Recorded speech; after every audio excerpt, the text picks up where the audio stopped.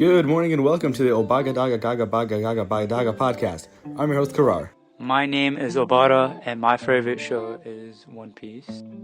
And I am Yusuf.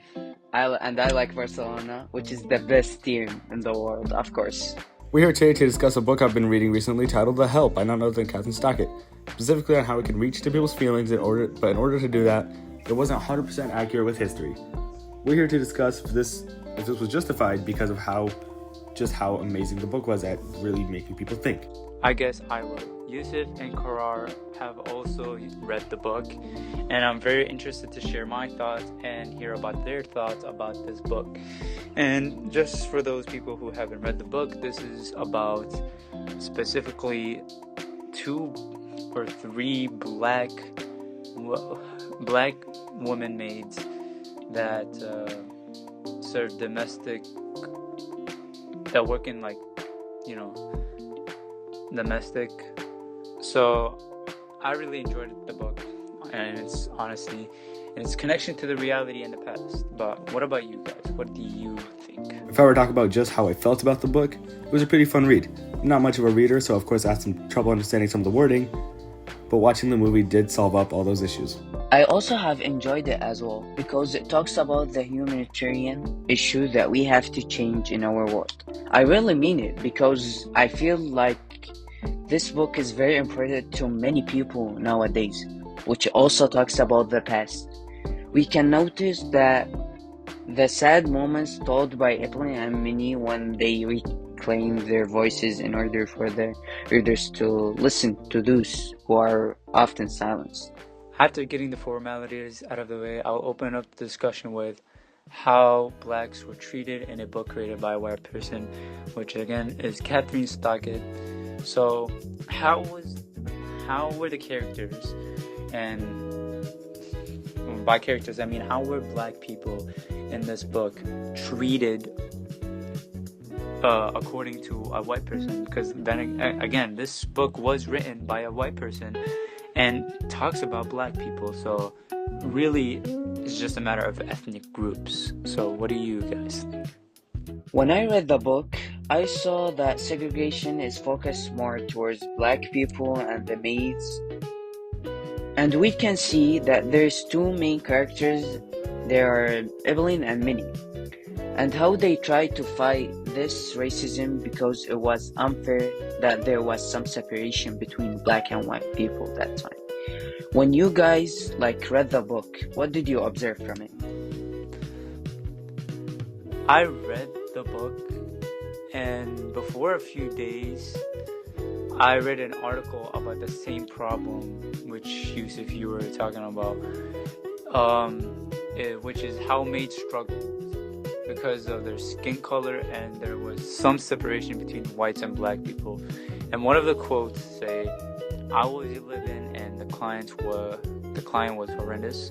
She screamed and yelled a lot and kicked me out on the coldest day of the year. I had to go to a shelter and it was living hell." By Anna in 2018. So basically, if it wasn't bad enough that, her client was just straight up annoying and bad, she screamed and yelled a lot for imagine what's that like just having someone screaming and yelling at you in your ear all day. And then after that, oh, I had enough with this guy, kicks you out on what seems to be, I don't know if this is accurate, but it was a cold day. Either way, it was a cold day. And I was like, okay, maybe she got some clarity, she left the home and now she just wants to go to a shelter, maybe it'd be better. She goes to a shelter and also says it was a living hell. So wherever she goes, she really can't she can't really do anything because everyone is just against her. And to connect this more, I don't know if you guys watched the movie. There was there was a movie about The Help, and which isn't too far off from the book, but there's some differences, similarities, which we will get to. Reminds me, it says treatment, that how humans even do with animals, like kick them out on very dark nights on extremely cold weather. This article reminds me when we saw Miss Haley kicking Minnie from her house in the movie. And I'll describe the scenery for you. She said she wants to use the bathroom, but the weather was so bad she asked Miss Haley if she can use the inside bathroom. But she didn't expect for her, but Miss Millie. I'm stumbling. Except for her. But Minnie went and Miss Haley came to her in the bathroom and knocked on the door. She told her, "What are you doing?" and realized that she was using their bathroom. The inside one that only white people in the house can use. So basically, Minnie, it was raining outside. Her bathroom was outside because segregation. And Minnie asked Haley's mom to go to the bathroom. Her mom said yes, but Haley, right, said no. And she didn't actually use the bathroom. She just flushed it in her face, faking it. And then Haley thought she used it, so she kicked her out. She's not her maid anymore. That brings me to the next point, the overall flaws in the book, or specifically in the book's narrative. Obata, would you like to start us off? Connecting this to the main subject of this segment of the podcast. Does the narrative voice subjugate the book from the actual events that happened in history?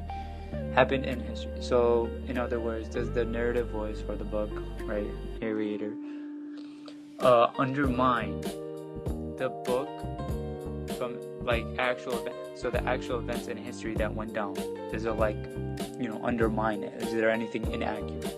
The event of the story took place in a place where there were some black people, which mean in a specific area, not the whole world.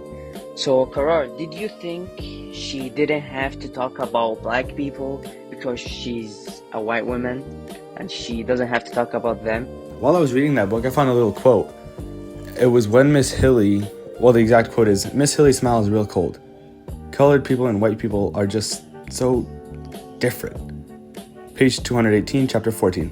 Like in today's times in society, white people and black people are more similar. And I don't mean similar as in they look more similar.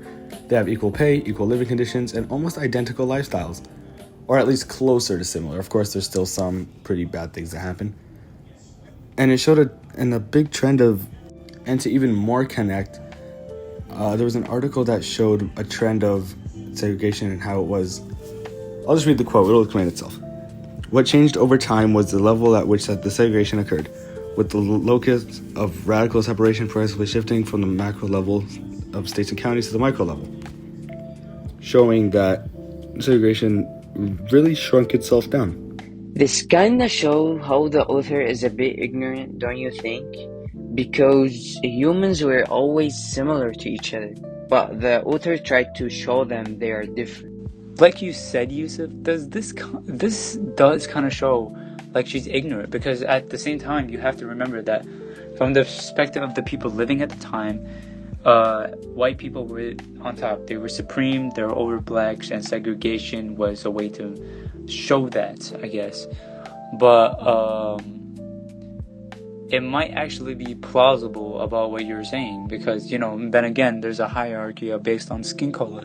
A good example is a quote I found in the book, which was, "She's telling white ladies to fire their maids, and she ain't even guessing the right ones." So we're now just casually firing workers, and because then again, yeah, they are rich, so they can afford another one. But then again, it just shows little to no respect for these people. On top of that, the maids themselves have a separate home, making it harder to go to their own workplace. It's not like, oh, the maid lives with you. No, they have a different headquarters. They come during the day or during the night and then leave to go to theirs. This might sound like I was digging pretty deep for this, but I was reading an article the other day about a similar thing that Obata was saying on the perspective of how it was a different time. Karar, that's very interesting because there was a sociological idea that was talked about in a lecture I had before, and I just wanted to bring that up. We can clearly see this because the book was being collected secretly and the author was hesitant to publish it. And then they found out that the book became famous and very influential. And with that, I'll start off my final point. How did the movie really help? The movie, personally, for me, it helped me understand and comprehend the story better. But however, it did do a terrible job at perceiving the truth. I'd say worse than the book did. The book was alright, but the movie, they mellowed it out way too much. I agree with you that there is no denying that the movie and the book are different. However, the book showed us more sense than the movie because in the movie, some sense may have been deleted and not acted out. So, if I want to ask you about it, do you agree with me? That's actually what I was thinking. Chapter 24 of the book, there was a man that stood outside Celia's house doing something very inappropriate, and it said, "I turned to wish look, a naked man is out by the azaleas. Oh, there's flowers. I blinked to see if it's real. He's tall, mealy looking, and white.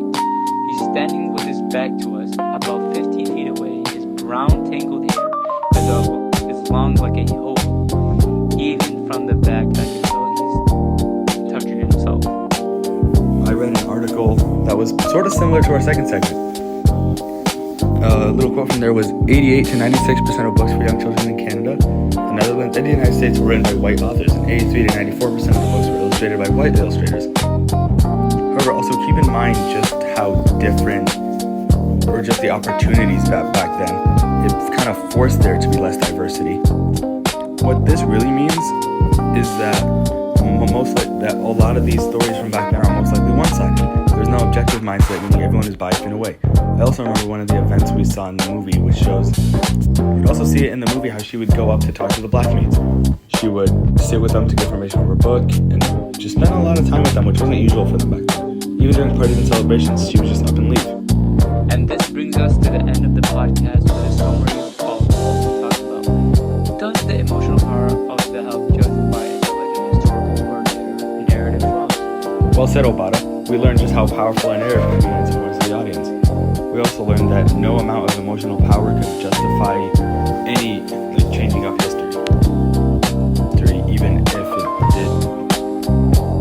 We also see that through multiple sources of movie/book analysis that over time from the American 1960 to today's America, that things have drastically changed, and although people can write about other people, it doesn't justify their mistakes.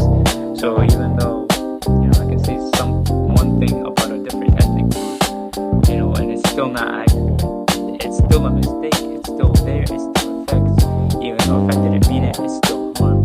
So therefore, it does not justify what you did, but it helps clear things up because, at least you did it on accident and you didn't know any better.